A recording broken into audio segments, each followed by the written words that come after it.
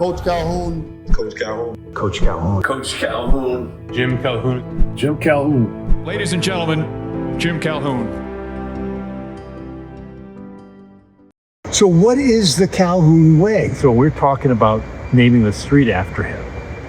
It wasn't going to be Calhoun Road. It was going to be Calhoun Way, just because everything is the Calhoun Way. But it's just Calhoun Way is just toughness, okay? But so is this his little, I don't want to say joke, but just his way of saying it. It's not going to be a street. It's not going to be a boulevard, because the Calhoun Way. So what is the Calhoun Way to you? To me, it's just the toughest son of a bitch who ever lived.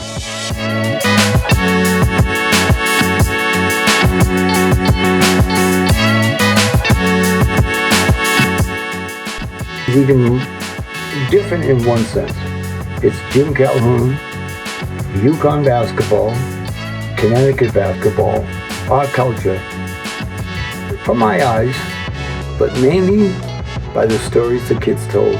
They're telling this time 10 years out, 20 years out, 30 years out of what it was like to play for UConn. Coach is everything to me, man. Like, Coach is more like a father figure to me, even though my dad has been around too. But I always say, when I was 18 years old, a kid trying to figure it out, my dad and my mother pretty much passed me off to him, and he took that role, turning me from a young kid to a man. And I've been so appreciative of him, because he's always been straight up. He's always been real. The thing that I love best about him is that, Coach is a straight shooter. He rolled me hard on the basketball court, but the thing I love more than anything about him was he never carried it off the floor. He never allowed the media or anybody outside of them, outside that room, say any negative or bad things about me. So he always protected me. I just believe that he was very instrumental from my success and everything that I've accomplished. When people ask me, like, who's the GOAT of coaching, the first person I always say is Coach Calhoun, because it was bigger than basketball. It wasn't just about basketball. It was about, raising men and raising great fathers, great husbands. And at the time, you didn't know it, but, looking back on it, he's meant everything to me. Jim's a good guy, it's not just basketball. He's a smart guy. He's a guy that people, I'm sure, trying to solicit his opinion on a number of things. So, I really consider him a very good friend. The saying, you don't know how splendid, you have to wait till evening to look back and see how splendid the day has been. And I think Jim, and I think this book has been a great exercise for him to look back and see how many people he impacted, how appreciated all of that is, what an incredible part he's played in the lives of so many people, really many, including really millions in Connecticut who've been touched by what he created. So I think for him, he's probably more apt to look back and enjoy how splendid the day has been. It isn't just a story of someone's life, it's a story of a lot of life, it's a story of a culture. It's a story of a way to do things in many ways, told by the person that did it. Told by when I get on a kid or hug a kid, that they have reactions. I think it's very beautiful. But that, all of us can relate to. Coach, for me personally, he changed my life, and I can't thank him enough. I was going through transition in basketball from being a pro to trying to figure out my post-career at UConn, and just job searching, and Coach just said, "Come on home, Kev," and he gave me the opportunity to coach, and from coaching it turned into athletic administration. So I'm forever indebted to him and forever grateful. He's an amazing person, and the best part about Coach now, and I don't think we realize his tough love, his true love, and it continues to spread onto you throughout. He talks to my kids, he talks to Rip's kids. It's he's a father type for me, and forever thankful for having him in my life. I think Coach was probably misunderstood by even some of his players, maybe. Coach is one of the most resilient people I know, right? Even until this day, 20-odd years later, Coach still checks up on me, still talks to my mom, still asks how I'm doing. It wasn't just about basketball, and I found that out years later. He's one of the few coaches that I've ever played for on any level that I still have a solid relationship with. It just says that coach doesn't forget about anyone.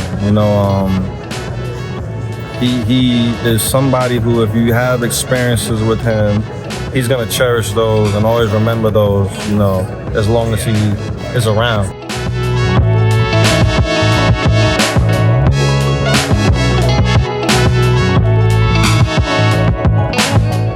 One big thing he did was, I think it changed my life, was getting me the job at Dedham Recreation. The thing that really amazed me was how he had the clout. Why are people listening to him? And that was another thing that really amazed me about him, that he just came in and pretty much got what he wanted, and people, I think they just knew he was on a mission.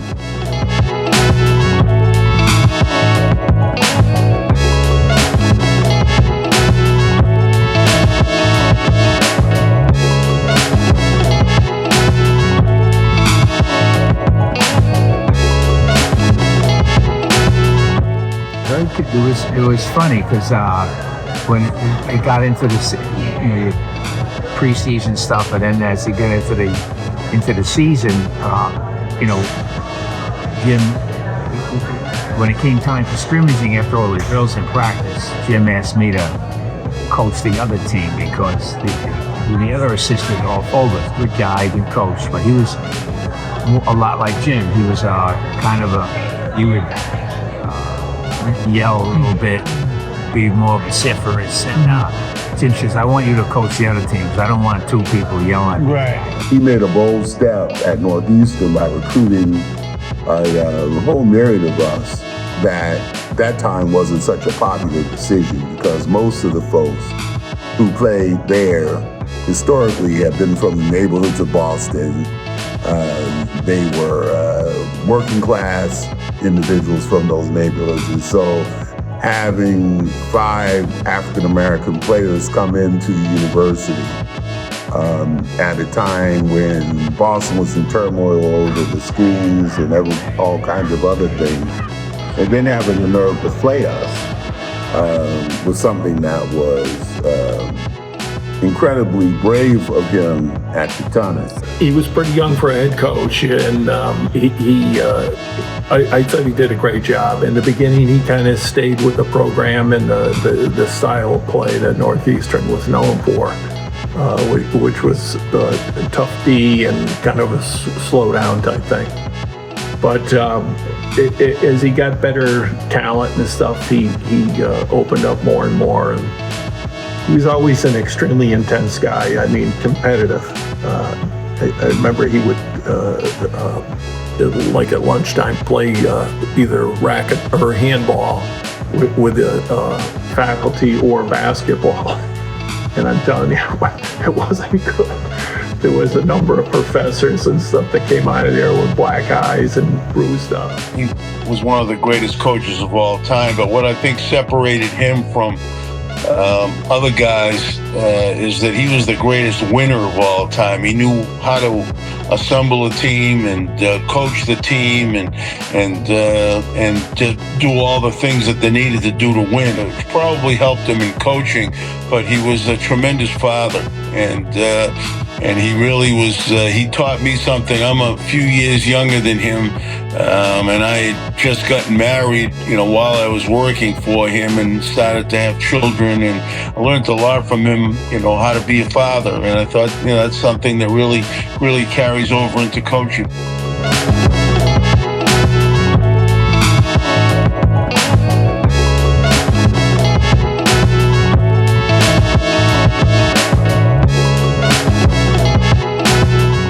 Coach didn't necessarily, put you on his knee and pat you and say, "Hey, good boy, I really care for you." But you just know that, through his actions and through his ways and the way the program was run and how he always wanted the best for his players, that he did care. I have a much different appreciation of what he built and how he built it in the time that he built it. Building a program out of nothing is a very difficult task. And he built the program up, he built the fan base up, and really helped make UConn a pillar of college basketball. They loved him. I mean, they loved him, and they worked very, very hard. So he was a tough guy as a coach, but it was tough love. Tough love. The players knew that it's a tough practice or whatever it might be. They might get upset with the coach because when's this practice going to end? Okay, but they all respect him, and he hears from so many. Okay, Hugh Greer was the guy that he enjoyed the Yankee Conference. They won it every year. He got recognition for that. But when we played the big schools, we didn't do very well. I remember going into the tournament where we always made the tournament, but we were going after the first game. They were better. I mean, UConn was not getting the best ball players. They were getting some good ball players, but not the best ball. And when Calhoun came in, that changed. It took him a while, but as you know, he made a difference. And did very well, brought the school up to #1 competitiveness. I was right there every day. We brought Jim down from Northeastern in 85, 86. I spent an hour with Pat and Jim before we did the press conference. Definitely a man who is going to command respect. Jim was a very serious person. He didn't open up his heart to you early on, but deep down inside, he was a tough kid, and he cared deeply about his kids. And you could see that in very little ways. Coach Calhoun called me after we won the national championship, and we had a nice talk. We talked for about a half hour, and he was very, very complimentary, and it was great because he's one of the best coaches ever to do it, and to get some recognition from him was quite special, and he was great about it, so I really appreciated that. He was incredibly generous to me as a young coach. I have a basketball on my bureau over there in my file cabinet that he autographed for me, and it's a reminder of, I'm not here if it's not for basketball. I really believe that. I don't think our program exists if it's not for the success that Coach Calhoun had in the 90s and the 2000s and beyond. I truly believe that. So it's just a reminder of the importance of that program, the men's basketball program, and his importance. And I don't want to say putting us on the map, because I think that does a disservice to those that came before him, because it was always the program was always a regional power, but he took us to the promised land, as Coach D. Rowe would say. He took us to the national championship and won, more than once. It was funny, really. It was funny in a good way. We both had great respect for each other, but we could yell at each other. We could, we had no problem yelling at each other. So you're fucking crazy. And we did that, but mostly we respected each other. I knew how good a coach he was. I knew what a great competitor he was. So I think we made a good team. I think we really blended together well. Just incredible.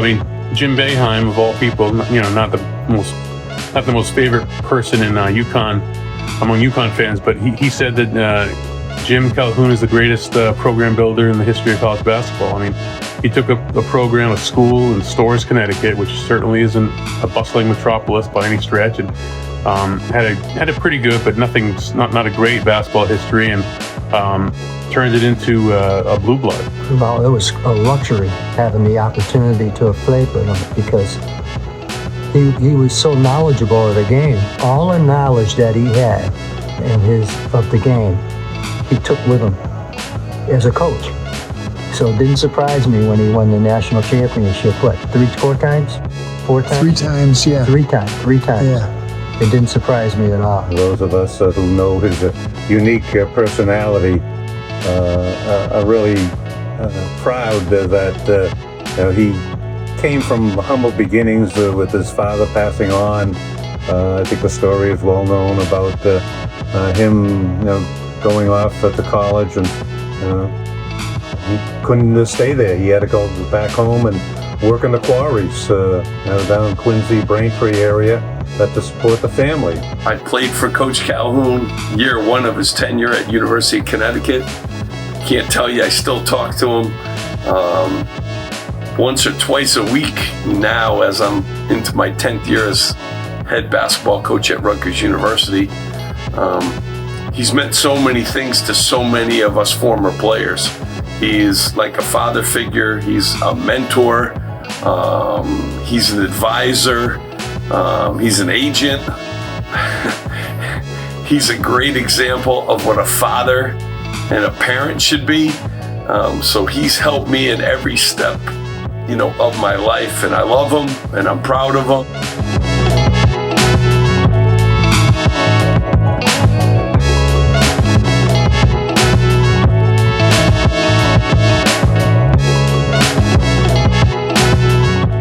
Joe again was a great kid and ended up being a lesson to our entire team, and I used that.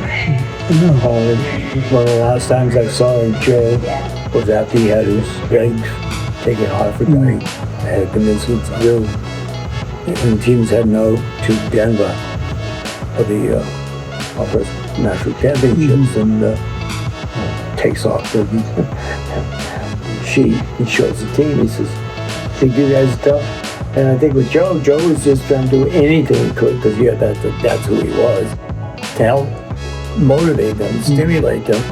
But you go out there and play hard as you can, and you can win this whole thing. And I think that wasn't a big ceremony, but just that flashback was indicating to them that, on this trip, I'll be as tough as Joe again.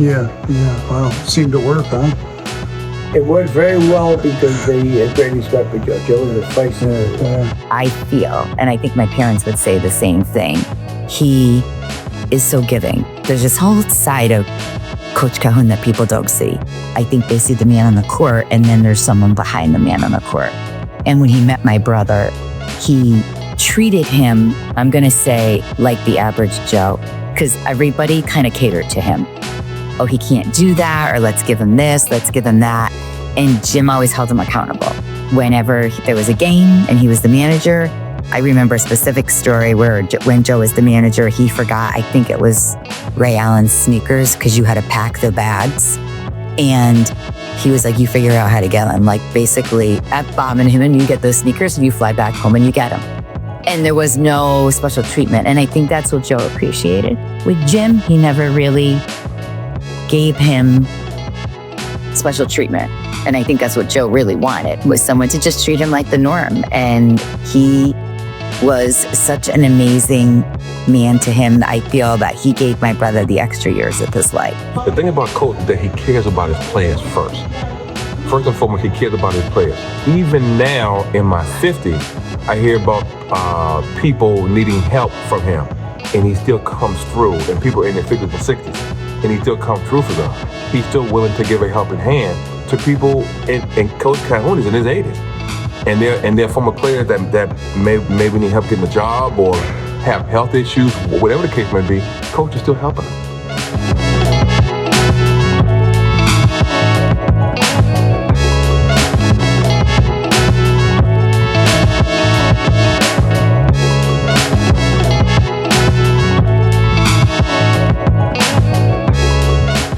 I think his big thing is relationships with players and the importance of building relationships. You can't coach someone unless you really know them, not just basketball-wise, but you know their family, you know their upbringing, you know their story. And something that like Coach would always do that I never realized that he was doing it, but whenever we had practice, Coach was always one of the first people out on the floor, and he would just sit at half court and he would just watch. He wouldn't say anything to the players. He would just kind of look at, okay, who are they hanging out with? What's their body language like today? What are they working on when they get in the gym? They, first thing jacking up threes, or are they doing form shooting? So he really analyzes everything about the person and then takes that information and tries to figure out how I can coach that kid to be the best player that they can be. I always did want to be a dentist, but I remember, before college, I was, not super serious about it. I didn't really know what it entailed. And I remember when I got to St. Joe's, Coach would, what do you want to do in life? I want to be a dentist. And I think I was struggling in like math class or something. He said, you know, my dentist better know how to do math. Like something like that. He was always kind of tough on you, but he would say, you know, the door is there, but nobody's going to open it for you. Jim Calhoun, very competitive son of a gun. And he loved baseball too. He used to come out to baseball games. And then football. He played all three sports himself. Braintree High School. He was an athlete, good athlete. Played for AIC. Yeah. I used to bust his chops. I said, what does AIC stand for? Almost in college? What do you mean? Come on. Oh, JC. Look what he did at St. Joe's, an all-girls school. The first year he had boys, he wins the championship. And now look what they built, a baseball field over there, a soccer field. They got a new gym. Thank you, Jim Calhoun. He's right up there. I mean, he's got to be one of the top three. As Gino is one of the top, you know, on the women's side. You know, and both of that was, wow, what a dynamic duo up there. But it was just a great experience. I mean, you know, you're working with you know, someone who's just so highly motivated and can motivate kids. I mean, I thought that was probably one of his biggest assets. That's not new. He was a terrific motivator. In the stroke of luck for us that he was interested, we thought we should seize this opportunity. And you know, I learned so much from him about again, setting the bar high.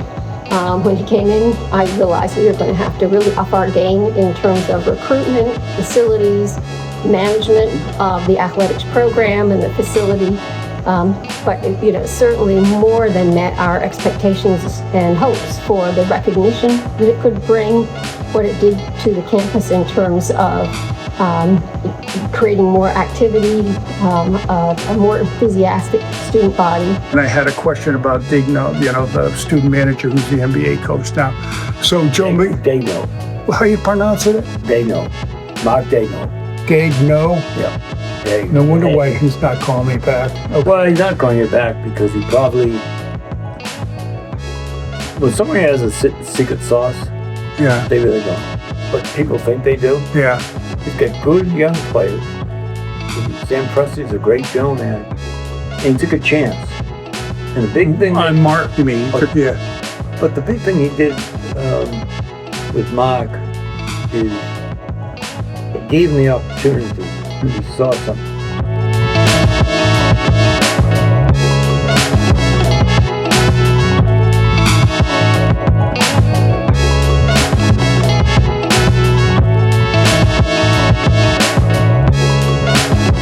When I got that news, I could tell you that you're going to have a brain surgery, which took 6.5 hours, and life isn't always every day is a new adventure, and it may be the most joyous, or it may be very difficult. But I think the key thing, and I think that's what we're talking about, the ability to be able to handle that, to bounce back, to make the best of sometimes a bad situation.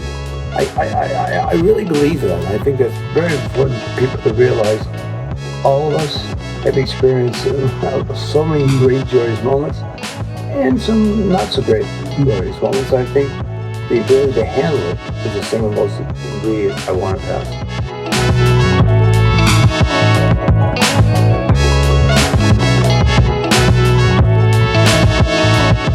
How tough is Jim Calhoun? Okay, he was in the hospital. Okay, and I was at Central, and I went over to the Farmington, the UConn Health Center to go visit him Saturday, like 11 in the morning. And he's laid up. Okay, he just got there, and I said, "You want to come over and pay my respects? Anything I can do?" And the nurse said he's projected to be here for 11 days. 2 days later, he's out of the hospital.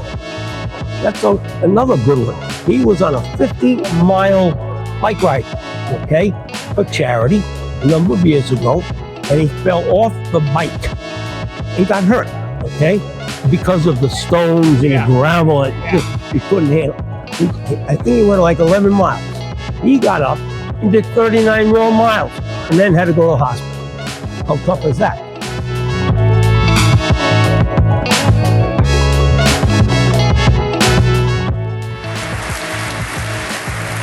Welcoming Jim to the Hall of Fame is Bob Cousy. Ladies and gentlemen, Jim Calhoun. To my wife, Pat, my best friend for 39 years, and the greatest love a man could ever have. You never were the woman behind me. You're always the woman beside me. And I love you.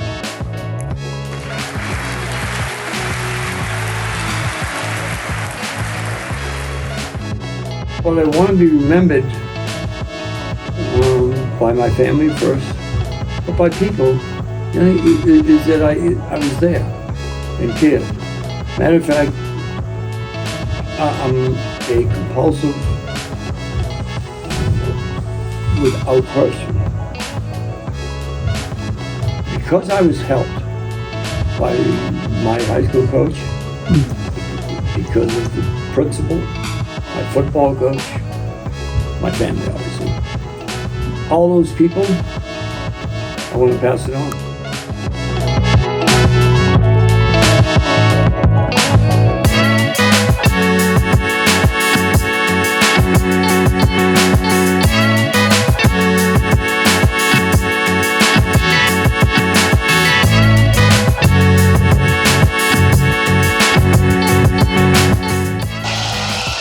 Husky Mania, you gotta love it.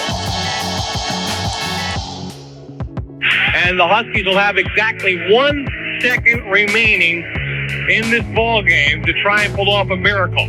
Just 1 second left. And the place was electric, and then Tate hits the shot, and then it was off to the races. Looking inbound, loops it far up court for George, who catches it, turns around, shoots, and he got it! He hit it! He hit the shot! And the Huskies have won it! The Huskies have won it! George hits the shot from the right side of the lane! And UConn wins it